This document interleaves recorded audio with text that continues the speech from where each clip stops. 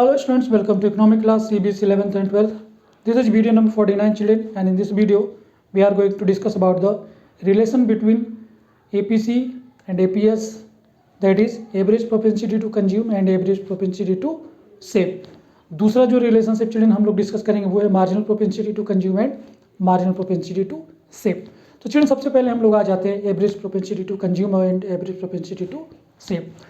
As you know that in the previous video I told you that the average propensity to consume is the relationship between total consumption out of total income, right? कि हम जितना भी income हमारी हो रही है उसका कितना पार्ट हम कंज्यूम करना चाहते हैं. तो आपको ये पता है, यहाँ पर मैं ले भी सकता हूँ APC जिसको हम एवरेज प्रोपेंसिटी टू कंज्यूम कहते हैं, तो ये the consumption upon income, total consumption और टोटल इनकम का पार्ट है. और जो चिल्ड्रन हमारा APS है एवरेज प्रोपेंसिटी टू सेव, वो क्या है? That is the ratio of saving and income, कि जो हमारी इनकम हो रही है उसका हम कितना पार्ट सेव करते हैं. एक और चिल्ड्रन पार्ट है कि जो हमारा टोटल इनकम है, जो टोटल नेशनल इनकम है, उसे हम या तो कंज्यूम करते हैं या फिर सेव करते हैं. अब जितना आपने जो आपकी इनकम है उसमें से जो कंज्यूम किया और जो आपने सेव किया है वो फिर आपका वही इनकम हो जाना है. करेक्ट है? तो ये तो हो गई चिल्ड्रन जनरल स्टडीज़, जनरल जो पॉइंट है जो हम लोगों ने पिछले वीडियो में डिस्कस किया था वो हमने आपको बता दिया. अब हम लोग चिल्ड्रन इसमें रिलेशन की बात करेंगे कि एवरेज प्रोपेंसिटी टू कंज्यूम और मार्जिनल प्रोपेंसिटी टू कंज्यूम में क्या रिलेशन होता है. तो चिल्ड्रन यहाँ पर सबसे पहले हम लोग रिलेशन की बात करेंगे APC एंड MPS. तो जो इसमें चिल्ड्रन रिलेशन है वो ये है कि average propensity to consume and average propensity to save, इन दोनों का जो टोटल होता है चिल्ड्रन, अगर आप इन दोनों को ऐड करोगे तो ये हमेशा आएगा 1, जैसा कि मैंने आपको यहाँ पर बताया. ठीक है, कि जो भी आपकी इनकम है उसमें से आपने कितना सेव किया और कितना कंज्यूम किया, अगर उन दोनों को आप ऐड करोगे तो नेशनल इनकम की इक्वल हो जाएगी. ऐसे ही अगर हम इन दोनों को ऐड करते हैं चिल्ड्रन तो हमारा हो जाना चाहिए, जो वैल्यू आनी चाहिए वो आनी चाहिए 1. चलो हम लोग देखते हैं. तो चिल्ड्रन अगर हम यहाँ पर बात करें इनकम की, तो जो हमारी इनकम होती है उसे हम या तो कंज्यूम करते हैं या फिर हम सेव करते हैं. क्लियर है? अब अगर मैं ये मान लीजिए कि ये आपका हो गया इक्वेशन 1, ये आपका इक्वेशन 1 है. इस इक्वेशन में आपकी दो साइड है, लेफ्ट साइड है और राइट हैंड साइड है. लेफ्ट साइड और राइट साइड में जो भी टर्म्स यहाँ पर हैं, अगर इन दोनों टर्म को आप y से डिवाइड करो तो देखते हैं क्या होता है. मैं यहाँ पे लिख नहीं रहा हूँ चिल्ड्रन, मैं आपने बोला है, आप समझ जाओ. ये y है, इसको y से मैं डिवाइड करूँगा, ये तो हो गया left hand side. Right hand side में पहले पास हमारे पास C है, दैट इज कंजम्पशन, इसको मैं डिवाइड करूँगा इनकम से यानी कि y से. उसके बाद सेविंग है, इसको भी मैं डिवाइड करूँगा y से. अब देखिए सभी के नीचे y आ गया है. अब y को y से आप अगर कैंसिल आउट करेंगे तो आपके पास आ जाएगा 1. और ये आप देखिए कंजम्पशन अपॉन इनकम, ये देखिए ये कंजम्पशन अपॉन इनकम है, ये आपका क्या हो गया average propensity to consume plus saving upon income, ये चिल्ड्रन हो जाएगा आपका एवरेज प्रोपेंसिटी टू सेव. तो यहाँ पर मैं लिख देता हूँ APS. अब देखिए चिल्ड्रन जो हमने आपसे बिगनिंग में बोला था कि sum of average propensity to consume and average propensity to save is always equal to 1. आप देख सकते हो यहाँ पर 1 प्रूव हो चुका है. तो इस तरीके से आप प्रूव कर सकते हैं. इसमें चिल्ड्रन अगर आप इंटरचेंज करके और भी वैल्यू फाइंड आउट कर सकते हो. कैसे? कि जैसे लेफ्ट हैंड साइड में ये 1 है, अगर आपको इसमें अगर आप इसको ऐसे लिख लो, इसको आप ऐसे भी लिख सकते हो, average propensity to consume plus average propensity to save equal to 1. अब अगर आपको APC की ज़रूरत है तो ये ऐसे भी लिख सकते हो 1 माइनस APS. ये दूसरा रिलेशन हो गया चिल्ड्रन.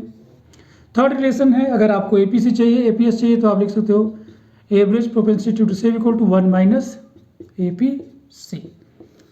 तो अगर आपने ये वाला रिलेशन जान लिया तो ये दोनों रिलेशन आप अपने आप पता लगा सकते हैं. इन दोनों में चिल्ड्रन कोई डिफिकल्टी नहीं है. यहाँ पर चिल्ड्रन एक पॉइंट और आता है कि अगर कोई क्वेश्चन ऐसा आ जाए कि अगर किसी क्वेश्चन में APC दिया है और दोनों का टोटल दिया हुआ है, मान लीजिए किसी क्वेश्चन में APC दिया हुआ है और नेशनल इनकम गिवन है, ये दोनों 1 दिया है, तो आप APS अपने आप कैलकुलेट कर सकते हैं, क्योंकि हमें पता है कि sum of APC and APS is always equal to 1.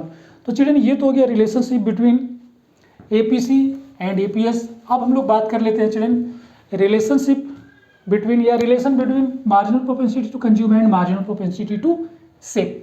तो जैसे कि चिल्ड्रन हमने पिछले वीडियो में डिस्कस हम लोग कर चुके हैं कि जो मार्जिनल प्रोपेंसिटी टू कंज्यूम है चिल्ड्रन, वो क्या है कि एडिशनल इनकम का कितना पार्ट हम एडिशनल कंज्यूम कर रहे हैं, यानी हमारी जब इनकम इंक्रीज हुई तो इंक्रीज इनकम का कितना पार्ट हम हम कितना अपना कंजम्पशन इंक्रीज कर रहे हैं। एडिशनल कंजम्पशन, एडिशनल इनकम जो हुई आपकी, मार्जिनल जो इनकम हुई उसका कितना पार्ट आप सेविंग कंज्यूम कर रहे हो, या कितना आप एडिशनल इंक्रीज कंजम्पशन कर रहे हो।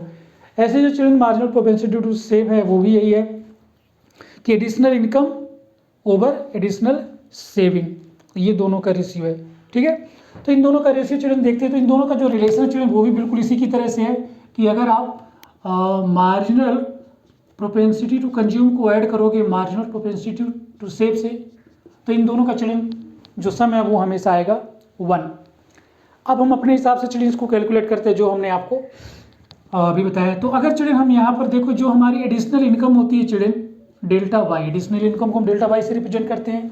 तो एडिशनल इनकम को या तो हम चिल्ड्रन एडिशनल कंज्यूम करेंगे या फिर हम एडिशनल सेव करेंगे। क्लियर है, इसी की तरह हमने लिख दिया चिल्ड्रन। यहाँ पर देखिए वहाँ पर total income, total consumption, total saving था, यहाँ पर additional income, additional consumption, additional saving है। ठीक है, यहाँ पर हमने इस इक्वेशन के लेफ्ट हैंड साइड और राइट हैंड साइड को y से डिवाइड किया था। यहाँ पर चिल्ड्रन इक्वेशन के लेफ्ट हैंड साइड और राइट हैंड साइड को हम डिवाइड करेंगे डेल्टा y से। तो डेल्टा y को डेल्टा y से आप डिवाइड कर दिए, लेफ्ट हैंड साइड हो गया। राइट हैंड साइड में डेल्टा c, इसको भी आप डेल्टा y से डिवाइड कर देंगे, और डेल्टा जो s है इसको भी आप डेल्टा y से डिवाइड कर दोगे।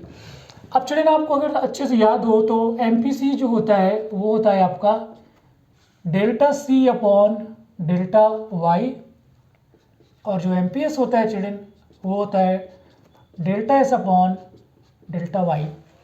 ठीक है, अब ये दोनों आपको पता है, तो ये इक्वल टू MPC और ये इक्वल टू MPS। अब यहाँ पर दोनों वैल्यू सब्स्टिट्यूट करके इसको कैंसिल आउट कर देंगे तो आपके पास आएगा 1, और ये हो जाएगा आपका मार्जिनल प्रोपेंसिटी टू कंज्यूम, और ये हो गया आपका marginal propensity to save.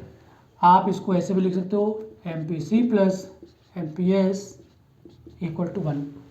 I hope कि आपको अच्छे से समझ में आ गया है।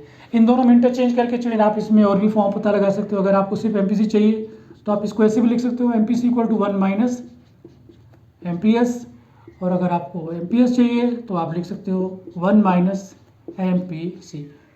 ये चिल्ड्रन मैथमेटिकल ट्रिक्स हैं, ये हमें पता है तो ये दोनों हम अपने आप ही कैलकुलेट कर लेते हैं। तो ये तो था children relationship between APC and APS and MPC and MPS. I hope you must understood. So that's all for this video. See you in the next video. Till then, take care. God bless you all. Thank you for watching the video.